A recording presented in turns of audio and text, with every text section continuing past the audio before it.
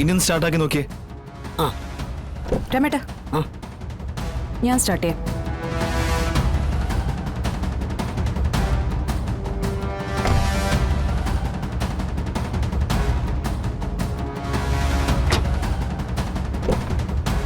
ആ മാഡം ഒന്ന് സ്റ്റാർട്ടാക്കി റേസ് ചെയ്യണേ. മാഡം ഒന്ന് ശരിക്കൊന്ന് റേസ് ചെയ്യണം, ഇല്ലെങ്കിൽ നിന്ന് പോവും. ജോൺ പുറകെ പോയെന്ന് കൈവയ്ക്ക്. അല്ല മാഡം, അത് ചെല്ല് ജോൺ.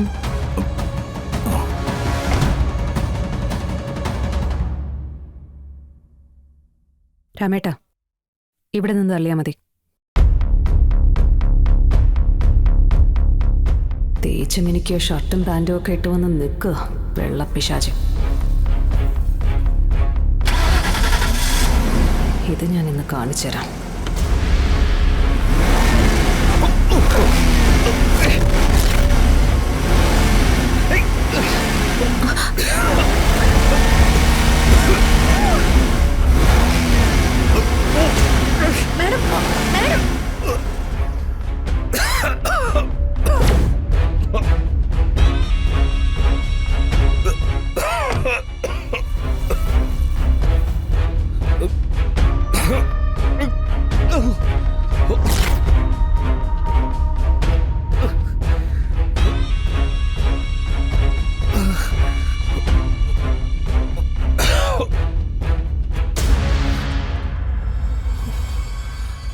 എന്താ ഇത്?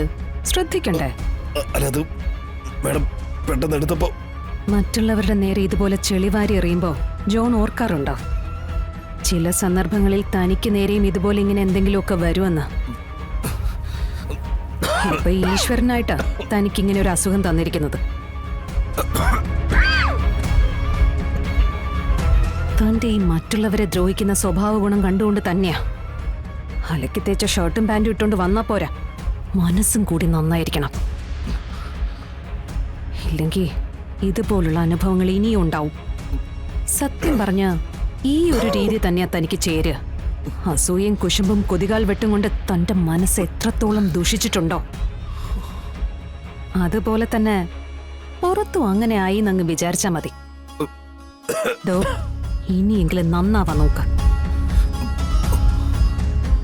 ഇതിപ്പോ തന്നോട് പറഞ്ഞു പറഞ്ഞ് എനിക്ക് തന്നെ നാണക്കേട് തോന്നുക. കഷ്ടം. രാമേട്ടാ, വണ്ടി എടുക്ക്. ഇനി ജോണിനെ കൂട്ടിയ ഏതോ വർക്ക്ഷോപ്പിലെ ജോലിക്കാരനെയും കൊണ്ട് നമ്മൾ ചെന്നു കരുതും. അത് ചിലപ്പോൾ ജോണിന് കുഴപ്പമൊന്നും ഉണ്ടാവില്ലായിരിക്കാം, പക്ഷെ ഒരു കളക്ടർ എന്ന നിലയ്ക്ക് എനിക്ക് കുഴപ്പമുണ്ട്. പോവാ. ശരി.